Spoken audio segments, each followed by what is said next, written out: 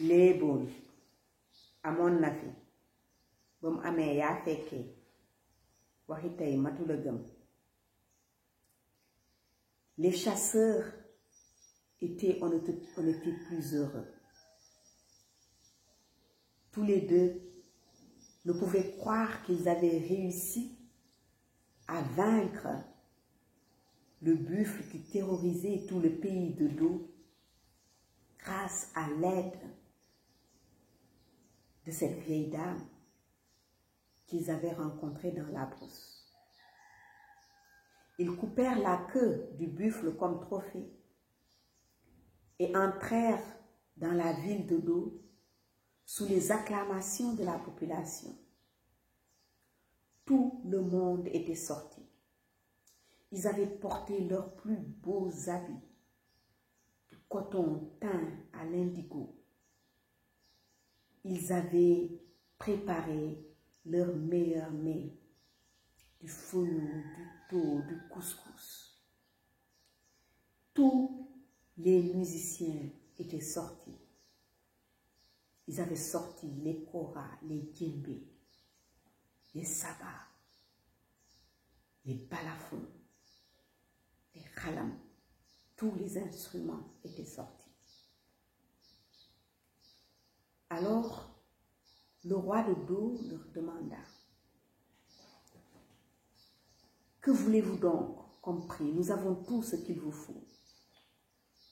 Beaucoup de graines, beaucoup d'animaux, beaucoup d'or, beaucoup de pierres précieuses.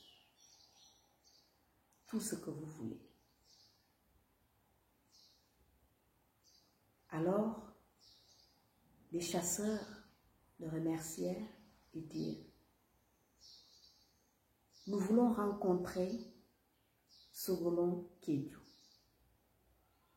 et l'inviter à venir avec nous au Mandé. » Le roi fut vraiment surpris.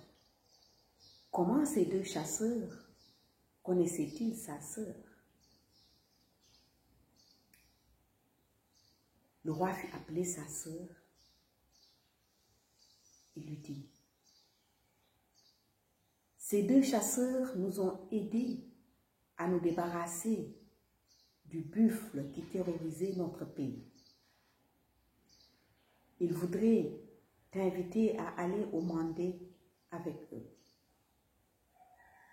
Qu'en dis-tu? » Sogolon Kédiou répondit: « J'ai déjà préparé mes affaires. J'irai au Mandé avec les chasseurs. J'épouserai leur roi et je donnerai naissance au plus grand roi du Mandé de tous les temps. » Le roi de Do était surpris. Pour lui, sa sœur n'était pas une beauté et il ne voyait pas pourquoi le roi du Mandé allait accepter de l'épouser. Il chargea donc des vivres, de l'or, des pierres précieuses, des animaux, et ils accompagnèrent Sogolon Kédiou et les deux chasseurs sur le chemin de retour au Mandé. Les chasseurs arrivèrent et trouvèrent le roi assis. Un devin à côté de lui venait de lui dire qu'il y a une femme qui arrive vers nous. Elle est accompagnée par deux chasseurs. et les bossus.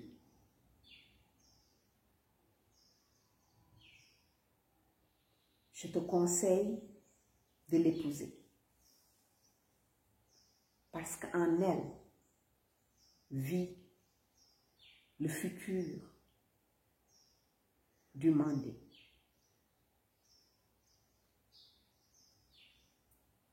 Lorsque Sogolon Kédiou arriva dans la cour du roi,